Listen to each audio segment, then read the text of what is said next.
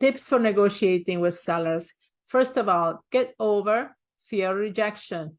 They're not rejecting you personally. They're rejecting what you propose to them, buying their house.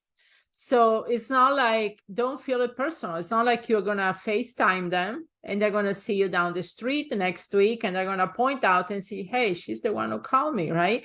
You don't have to worry about that. So get over the fear of rejection. They don't know you. Even if they're rude to you, they just don't want to deal with it. They don't want the situation. They don't want to talk to somebody. So get over the fear of rejection. It's not personal. Always create a win-win situation.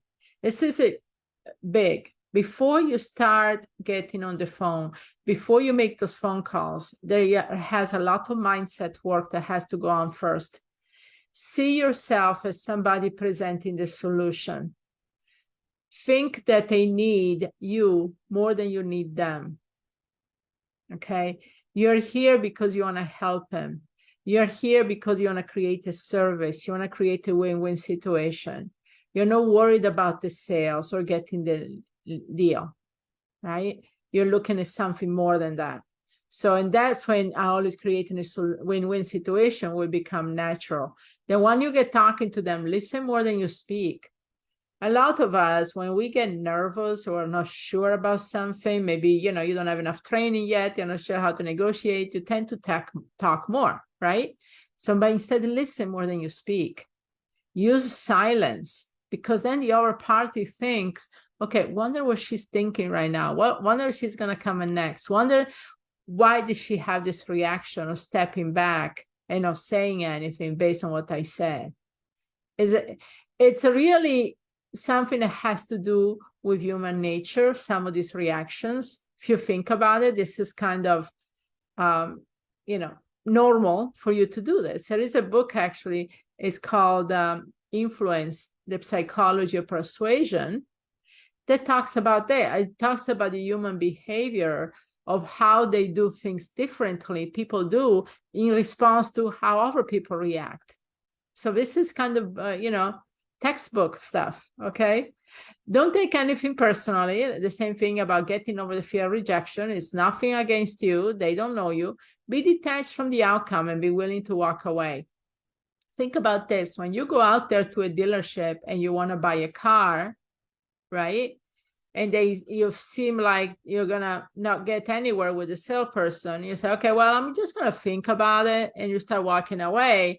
And then I said, well, let me go talk to my sales manager. Let me see what we can do here, right? So you have to be detached from the outcome. You have control of the situation. Feel like that you are actually there to help them. You are there of service to create a win-win situation, not the other way around. You're not that desperate. Never be that desperate, because they smell fear. So be detached from the outcome and be willing to walk away and build rapport. This is the most important one. You want to understand the motivation. We talked about leads earlier. There is a difference between the people that want and need to sell, right? So when you understand the motivation, it's about getting to the point, okay, do they want to sell or do they need to sell?